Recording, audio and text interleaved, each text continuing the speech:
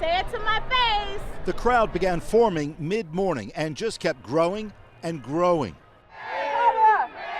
Kamala Harris backers to downtown Milwaukee by the thousands, waiting for hours to get inside for just a glimpse of the woman they hope, they expect, will win the White House. How do you explain this? It's like, it's overwhelming. I'm so proud to be able to be 19 years old, and my first time voting is for an Indian American, African American woman. It makes me so proud, and I'm just super excited for where we are headed in this country.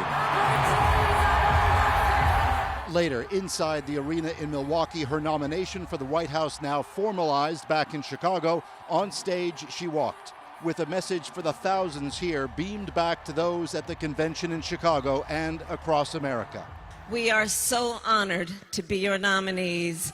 This is a people-powered campaign, and together we will chart a new way forward. It's the kind of message from Harris that has resonated with Democrats, now energized and confident. As a battle, a fight ahead of her, but she can do it. She will win. As a former Republican lawmaker now puts it, for his fellow Republicans, It's letting these folks know, look, there is permission this time to go vote Democratic. It's all right. It'll feel okay. but the Trump campaign is pushing back hard, again promoting Trump as strong on public safety, a tactic proven successful in the past. Now trying to stoke fears Harris fails on that front. Every city where the Democrats, led by Kamala Harris, have basically operational control, crime rates are up massively. None of it phasing those who lined up for Harris outside that arena. Confidence here is supercharged. So, Paul, I mean, from here, it's kind of difficult, obviously, to get a true sense of the scale of those crowds in Milwaukee. Can you help us out a bit?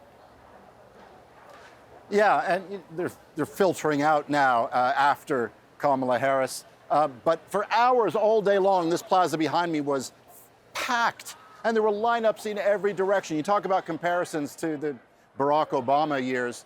I would compare it to the biggest rallies in the Trump years, and I went to many of them. It's that big. A key difference at the Trump rallies, nice people, a lot of them, but there's an underlying feeling of anger that it's hard to miss. That's absent here. Everybody that I spoke with talked about the attraction to Kamala Harris is the positivity and the optimism. That, they say, is why they're here today, and that is why the remarkableness of the Kamala Harris phenomenon continues.